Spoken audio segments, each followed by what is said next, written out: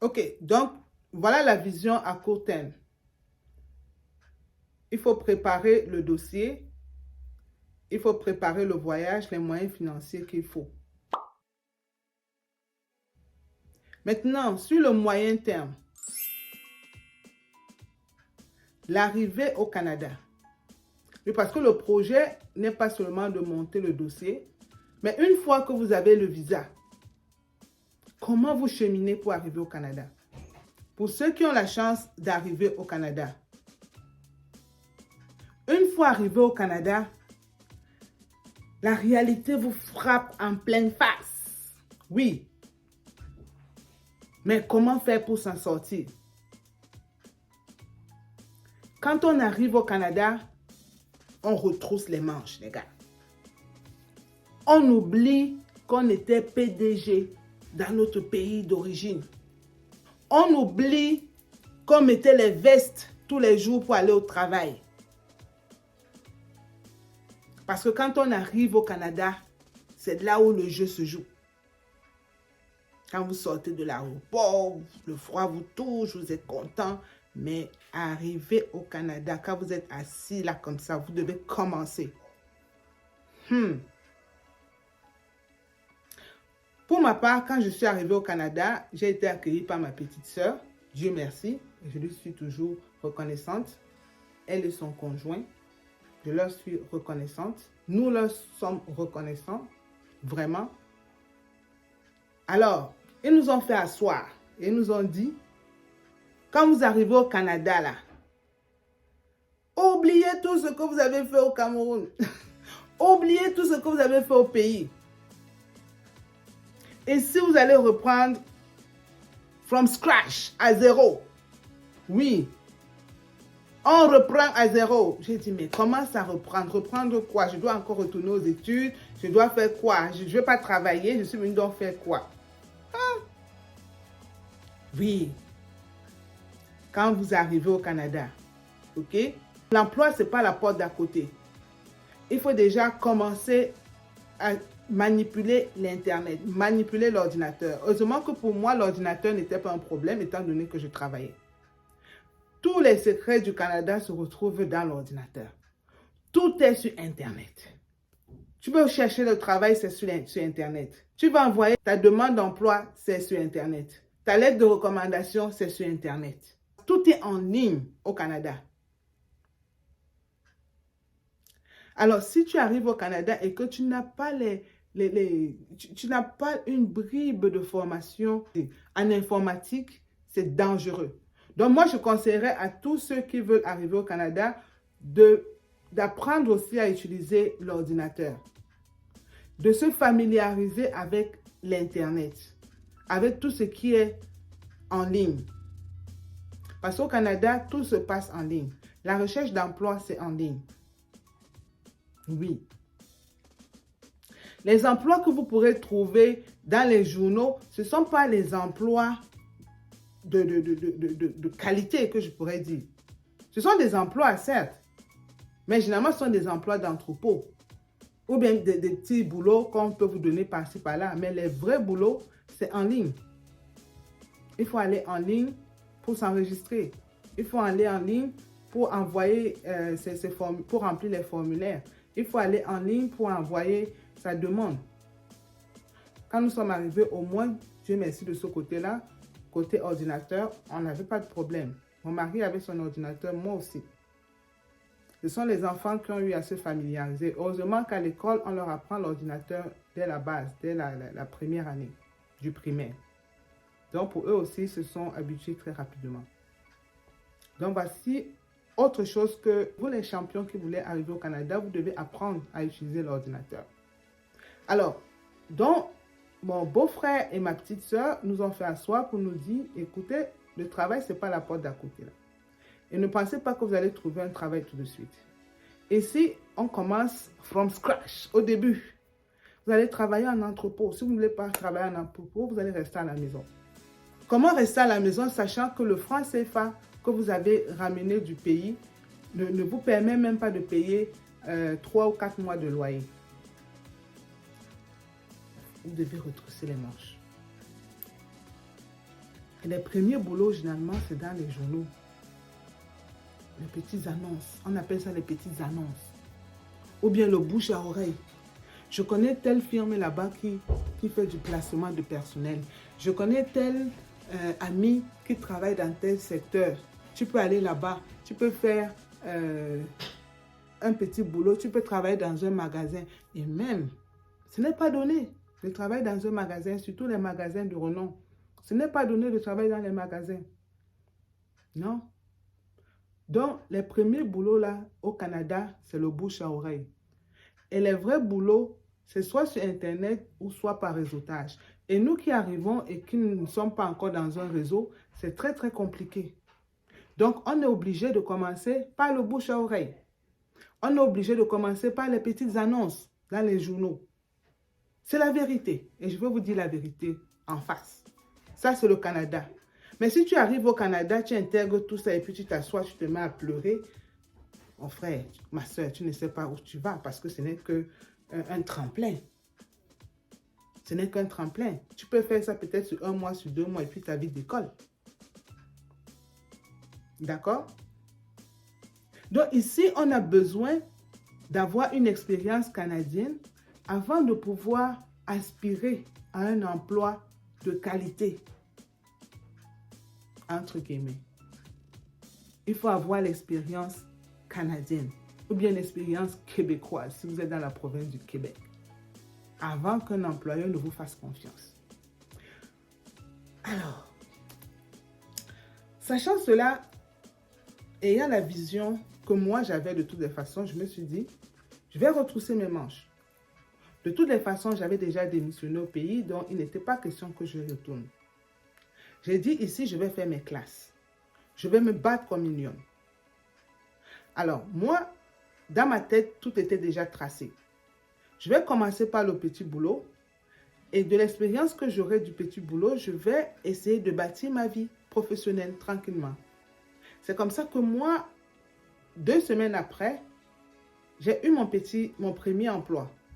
Et c'était un emploi dans un, comment on appelle ça, un factory. Dans une usine. Voilà, c'est un emploi dans une usine. Et là, on nous demandait de coller les cartons, tout simplement. Et même le collage de carton que vous voyez là, si tu ne colles pas bien, on te licencie. Le lendemain, tu ne reviens plus travailler parce que c'est un travail d'ouvrier. On commençait à 7 h du matin et on finissait à 16 h le soir. Ben, il fallait coller le carton avec 1 heure de pause. Moi, j'ai collé le carton pendant à peu près 1 mois. Mon conjoint, lui, il a dit, bon, je suis venu vous laisser. Je vais d'abord faire un tour au pays et puis je reviens. Il est d'abord parti. Il n'y a pas de problème. De toutes les façons, c'est moi qui ai bousculé pour que le projet aboutisse. Mais ce n'est qu'une question de temps. Parce qu'on peut ne pas avoir la même vision dans la vie. Mais à la fin, on nous donne raison. Il est parti. Moi, je suis restée avec les enfants. Les enfants allaient à l'école. Et ma vision s'est concrétisée parce que le fait que j'avais intégré dans ma tête que je ne voulais pas faire les enfants ici, ça m'a beaucoup aidé. Cela m'a beaucoup aidé. Pourquoi? Parce que imaginez que j'arrive au Canada et que je commence à faire les enfants. Je n'aurais pas pu commencer le travail tout de suite sur le territoire. J'allais d'abord faire les enfants, les élever jusqu'à ce qu'ils soient capables d'arriver à la garderie. Et à l'époque, la garderie était compliquée. Ce n'était pas comme maintenant où les conditions sont vraiment souples. Il fallait que l'enfant atteigne un certain âge avant d'aller en garderie. Etc. Et puis c'est trop compliqué avec les poussées dans la neige.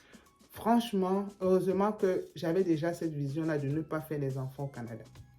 Je suis venue avec mes enfants et quand je suis arrivée ici, mes enfants ne mettaient plus les couches. Donc j'étais tranquille. Oui. Alors, moi je pouvais sortir, aller dans mon usine travailler pendant que les enfants sont à l'école. Et je m'arrangeais à rentrer à 16 h puisqu'on finissait le travail à 16 h. Et récupérer rapidement les enfants à la garderie ou bien au service de garde et puis les ramener à la maison. C'est comme ça que je me suis organisée pour la première année. Oui. Mais j'ai travaillé dans l'usine pendant 1 mois. Qu'est-ce qui s'est passé? Quand on vous dit que le miracle existe, qu'est-ce qui s'est passé? Alors, et je vais vous dérouler comment ma vision se passe au Canada. Oui. Alors, j'ai travaillé pendant 1 mois dans cette usine de collage de carton-là. Et un week-end, j'allais à la banque pour faire les transactions bancaires parce qu'il fallait payer les frais d'études, payer les petits trucs pour les enfants. Et dans l'autobus qui me ramenait à la maison, j'ai trouvé un journal au sol, les petites annonces. Donc, dans ces petites annonces-là, il y avait une petite partie où on cherchait des personnes pour le service à la clientèle. Service à la clientèle ici, beaucoup plus au téléphone. Et je me suis dit, mais tant qu'à faire, si ça me permet de quitter l'usine directement pour un emploi de bureau, pourquoi pas? Alors, je prends le journal, je lis, il y avait portes ouvertes dans une société de la place, au centre-ville, s'il vous plaît. Je vais taire le nom. Aïe, je vais perdre cette opportunité. Je me suis arrangée. Et les portes ouvertes se passaient un samedi. Heureusement, je ne travaillais pas. Mais je ne savais pas ce qui m'attendait aux portes ouvertes.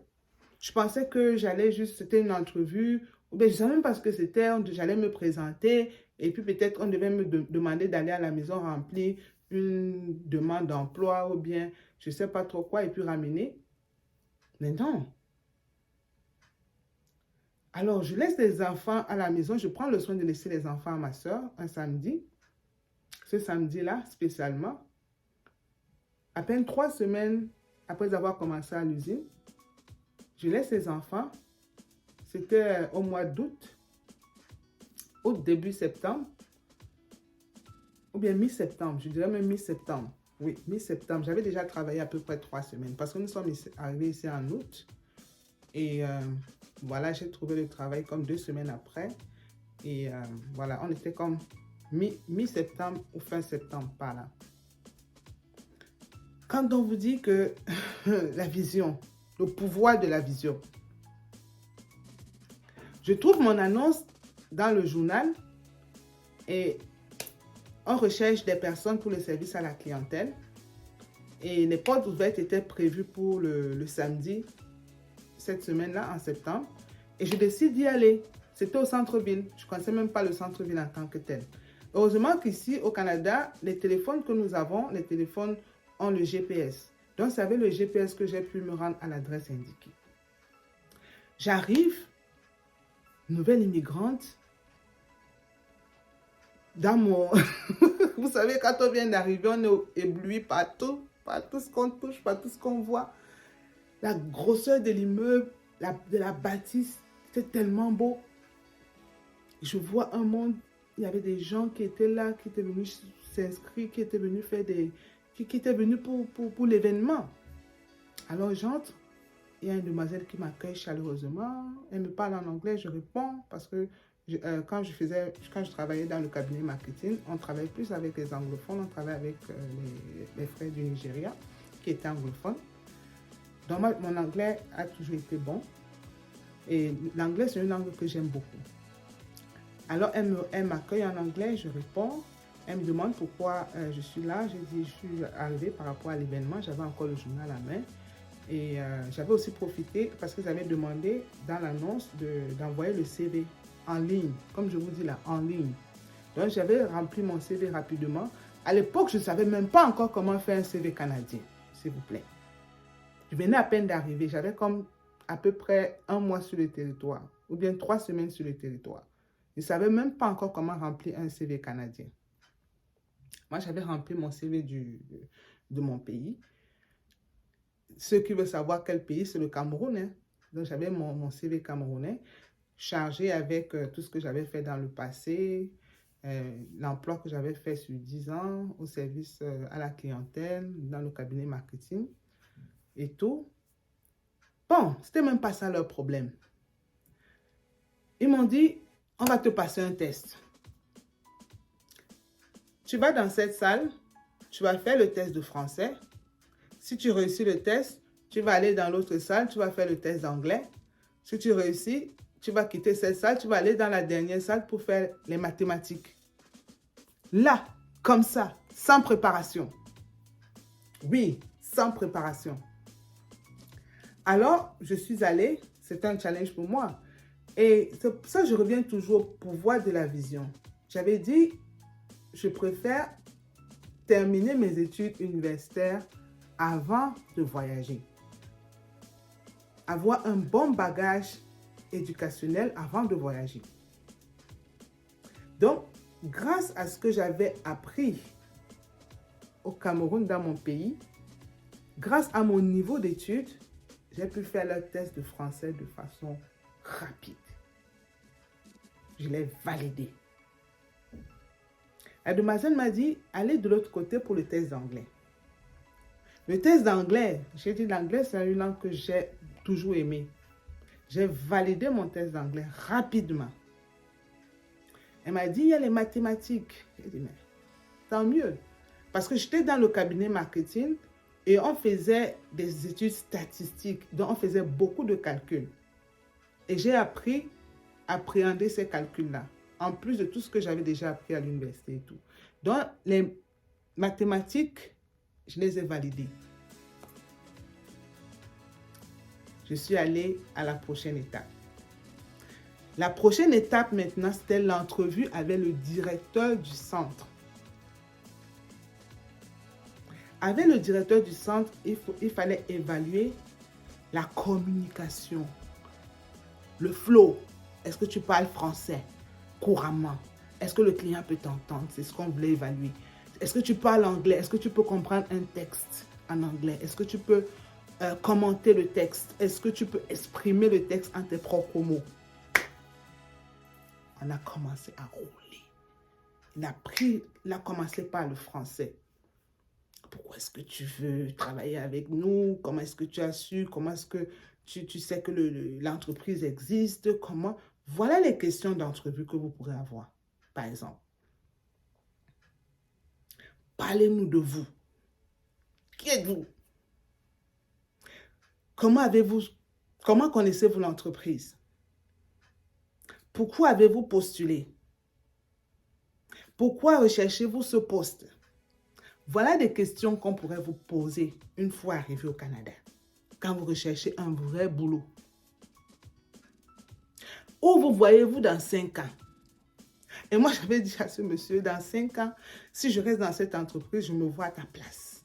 Il m'a regardé comme ça. Il a dit, ah, c'est une femme ambitieuse. I love it. Est-ce que vous parlez anglais, madame?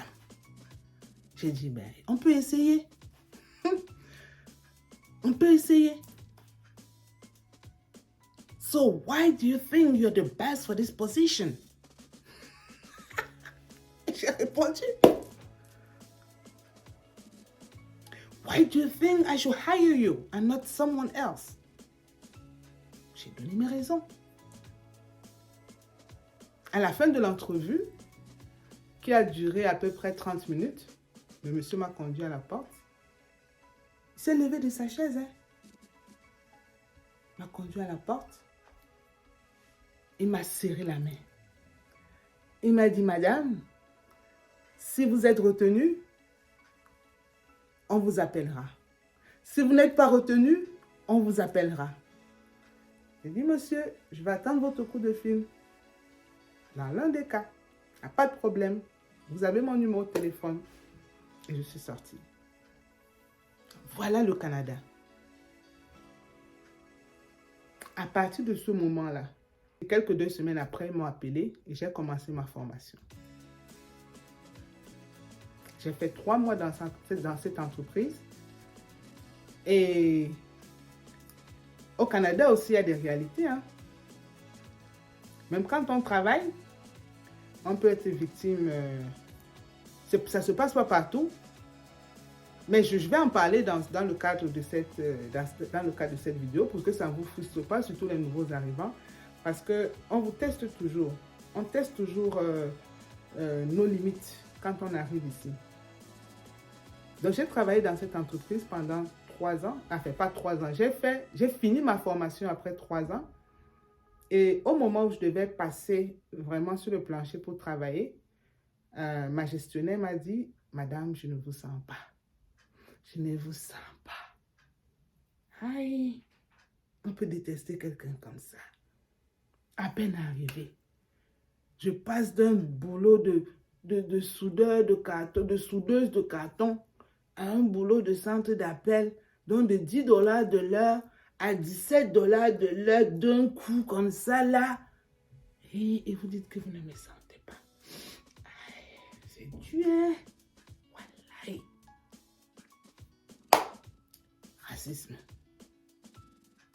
Racisme. Et à l'époque, je ne savais même pas comment me défendre. Je ne savais pas vers qui me retourner. Je ne savais pas vers qui aller. Je ne connaissais pas encore les ressources. Aujourd'hui, ça ne peut plus se passer. Et plusieurs parmi nous qui arrivons ici, plusieurs immigrants qui arrivent ici sont victimes de ce genre de service. Et ce n'est pas dans toutes les entreprises. Hein. Ce n'est pas tous les Canadiens qui se comportent comme ça. Hein. Heureusement que cette dame-là avait le prénom de ma petite soeur que j'aime beaucoup, Nathalie. Donc, j'ai pardonné à cette dame-là. Je l'ai enlevée dans mon cœur. Ça ne sert à rien de garder dans le cœur. Oui, le racisme existe au Canada. Et vous pouvez en être victime, mais ça ne doit pas vous empêcher de réaliser votre rêve. Et cette dame m'avait dit quelque chose qui m'avait également marqué. Elle m'a dit, même si tu ne fais pas d'argent ici, il y a beaucoup d'argent au Canada. Il y a beaucoup d'argent là-dehors et tu peux te faire plus d'argent qu'ici. C'est ce que cette dame avait dit. Et dans ma tête, je disais, mais je viens à peine de commencer, je suis à 17 $ de l'heure, je suis déjà en train de faire mes pas au Canada, pourquoi me laisser partir? Mais je n'avais même pas la force ni l'énergie de lui poser cette question-là. J'étais trop intimidée pour ça. Je n'avais même pas les moyens de défense. Et c'est comme ça que 3 mois plus tard, parce que j'avais commencé le travail là-bas en octobre 2013, j'étais là octobre, novembre, décembre. En décembre, à la fin d'année de 2013, je n'y étais plus. C'est ça la réalité du Canada. Oui. C'est ça la réalité. Oui. Donc, quand on arrive au Canada, on n'est pas sûr d'aller trouver un grand boulot tout de suite. Peut-être vous, les nouveaux qui arrivez là, peut-être. Parmi vous, il y en a qui réussissez à avoir un boulot avant de vous déplacer. Ça, c'est votre chance. Mais nombreux sont les immigrants qui arrivent sur le territoire avant d'avoir leur premier boulot. Donc, à moyen terme, vous vous donnez la possibilité de chercher et de bâtir une expérience canadienne, une expérience québécoise, si vous êtes sur la terre québécoise, avec tout ce qui va avec toutes les frustrations qui vont avec. L'emploi n'est pas ne se trouve pas devant votre porte. Hein? Non. L'emploi n'est pas donné. Heureusement qu'aujourd'hui, avec la pénurie de la main-d'œuvre, avec la COVID et tout, les emplois sont de plus en plus accessibles. Et vous êtes de mieux en mieux payés, ce qui est bien. Ça fait du bien pour tous. Et c'est la raison pour laquelle je dis celui ou celle qui vient au Canada fait bien de s'instruire, fait bien d'avoir un niveau scolaire. Sinon, vous allez arriver ici, au lieu de commencer à travailler votre argent tout de suite, vous allez retourner d'abord sur les bancs d'école. Et quand vous retournez sur les bancs d'école comme ça, là, vous savez, hein, vous allez prendre les prêts et bourses. Hein. Donc, parfois, on vous donne plus de prêts que de bourses. Et vous commencez déjà à accumuler les dettes. Il faut faire attention. OK? Donc, c'est ça. Quand nous sommes arrivés au Canada, moi, j'ai tout de suite pris les taureaux par les cornes. Chercher l'emploi. Et chemin faisant, Dieu m'a conduit vers le centre-ville. J'ai travaillé 3 mois dans cette société-là. Mais le deuxième emploi que j'ai eu, c'était toujours pas loin du centre-ville. C'était toujours au centre d'appel parce que j'ai repris un autre travail tout de suite en janvier. Étant donné que j'avais déjà l'expérience canadienne, québécoise, les 3 mois avec l'ancienne compagnie, la nouvelle compagnie n'a pas eu de mal à me recruter. Mais seulement le salaire était à 12 $. Mais je l'ai accepté. De toutes les façons, j'étais nouvelle au Canada, qu'est-ce que je pouvais faire? Et c'était pour moi une façon de commencer à intégrer le milieu professionnel, tout doucement. C'est comme ça que, avec ce travail-là, c'était un travail d'agent de recouvrement, j'ai vraiment développé mon anglais. J'ai vraiment développé ma relation avec les consommateurs, canadiens. Parce qu'on communiquait avec les agents, on communiquait avec les Canadiens sur l'étendue du territoire. Ouais, sur l'étendue du territoire. Et plus tard, chemin faisant, j'ai décidé d'aller aux études. Oui, j'ai décidé d'aller aux études. Parce que quand on a cette vision-là, on ne va pas rester dans les emplois de 12 $. D'accord? Et pour aller un peu plus loin, il faut aller chercher les diplômes canadiens qui vont avec. Donc, je suis rentrée, j'ai fait un certificat en marketing, j'ai fait un certificat en planification financière parce que ma vision plus loin, c'était d'entrer dans les services financiers. Est-ce que vous me voyez venir, les gars? Dites-moi en commentaire si vous me voyez venir. D'aller dans les services financiers. Donc, j'ai fait un certificat en planification financière. Et pendant que je préparais mon certificat en planification financière, j'ai eu mon permis de conseillère en sécurité financière dans le domaine des assurances. Ceux qui sont ici vont comprendre. Oui.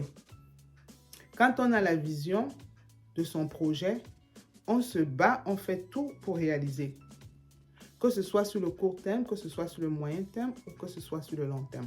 Donc, pour le moment, ici au Canada, je suis encore en chemin, donc je suis dans mon moyen terme.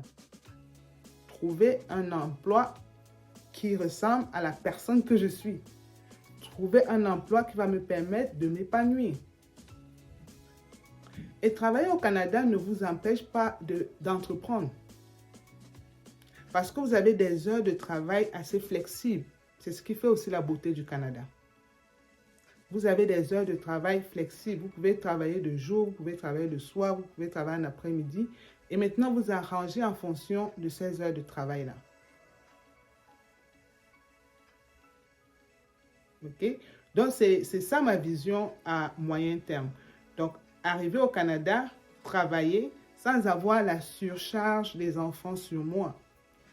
Pour mes enfants, je savais que personne n'était en couche. Ils pouvaient se déplacer seuls, aller à l'école. Je pouvais aller les accompagner de temps en temps. Mais ils n'étaient pas complètement accrochés à moi. Ce n'était pas un gros fardeau. Tout ce que j'avais à faire, c'était de m'organiser les fins de semaine pour leur donner à manger. Donc, c'est ça ma vision dans le moyen terme. Donc, parmi les erreurs, voilà quelques erreurs que j'ai relevées comme ça. Dans la vision, dans la réalisation de la vision globale, les gens ne comprennent pas que la vision se réalise étape par étape. Court terme, moyen terme, long terme. Donc, ma vision sur le moyen terme, ma vision sur le moyen terme était de travailler dans les services financiers. Et j'y suis aujourd'hui. Conseillère en sécurité financière, j'y suis. Et tout ceci part de ce que j'avais conçu dans ma tête dès le départ. Donc, vous aussi qui voulez émigrer au Canada, ayez un plan, un cheminement que vous allez suivre.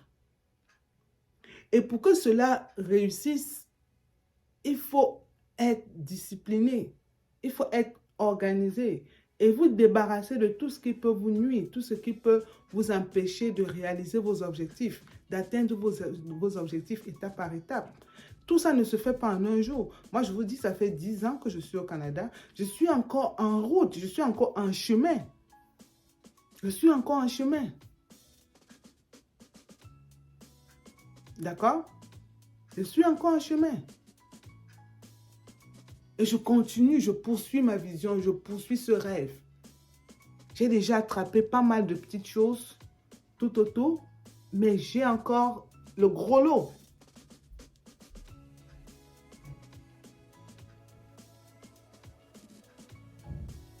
D'accord? Donc, c'est ça. Quand vous planifiez arriver au Canada, il faut savoir ce que vous voulez. Il faut savoir comment cheminer. Et il faut vous battre jour et nuit pour atteindre vos objectifs. Étape par étape, petit à petit, un jour à la fois, un mois à la fois, une année à la fois. À la fin de chaque année, vous faites un bilan. Je suis rendu où dans mon processus d'immigration? Parce que sachez que vous êtes immigrant ici, même si vous avez la citoyenneté, on vous dit Canadien d'origine. OK? Vous êtes Canadien d'origine et on détermine votre pays. Donc, vous êtes dans un processus.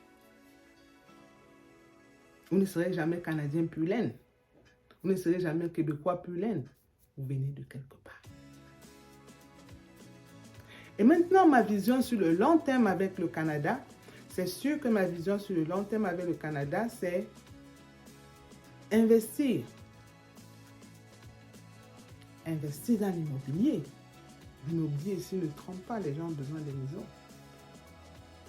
Mais tout en prenant soin de faire les vérifications qu'il faut. Et c'est grâce aux investissements qu'on peut atteindre la liberté financière. Je vous ai dit, dans ma vision, ma première vision pour arriver au Canada, c'est parce que je vais atteindre ma liberté financière. Investir. Il y a l'immobilier, par exemple, qui me parle. Il y a le digital, le marketing digital, avec tout ce qui se passe sur Internet.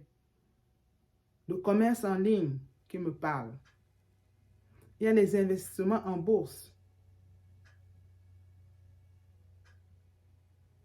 Et tout ce qui va avec. C'est la raison pour laquelle j'ai fait des cours, j'ai fait un certificat en planification financière parce que je voulais savoir comment fonctionne l'argent en Amérique du Nord. Comment fonctionne l'argent au Canada? Parce que l'argent, c'est le nerf de la guerre. Tout se passe ici en termes d'argent. Si tu n'as pas d'argent, tu es mort. Si tu n'as pas d'argent, tu ne peux pas te payer ton loyer. Si tu n'as pas d'argent, tu ne peux pas t'acheter une voiture. Si tu n'as pas d'argent, on ne peut pas te donner un bon crédit. Un pays d'argent. C'est ça le Canada. Et le niveau de vie au Canada est très, très, très, très élevé. C'est vrai que ce n'est pas le plus élevé au monde, mais c'est quand même élevé par rapport à là où nous venons. Et nous, qui venons avec un âge quand même avancé, on doit charbonner encore plus fort. Nos enfants encore, peut-être, ils n'auront pas trop de peine si vraiment ils font ce qu'ils ont à faire. S'ils vont à l'école, ils ont leur diplôme et ils décident d'entreprendre ou bien ils décident d'aller travailler et qu'ils fassent l'entrepreneuriat à côté. Au moins, ils commencent dans le système très tôt. Nous venons avec des âges très avancés, ce qui fait que la pension, retraite, pour nous, les immigrants, ce n'est pas beaucoup. Donc, il faut qu'on travaille aussi pour bâtir notre pension retraite. Mais oui, il faut penser à tout ça. Alors, donc, voilà un peu ce que je voulais vous dire. Dans le processus d'immigration, vraiment, il faut avoir une vision, il faut avoir une bonne préparation, il faut avoir une bonne documentation, les moyens financiers qu'il faut, et il faut aussi avoir la discipline.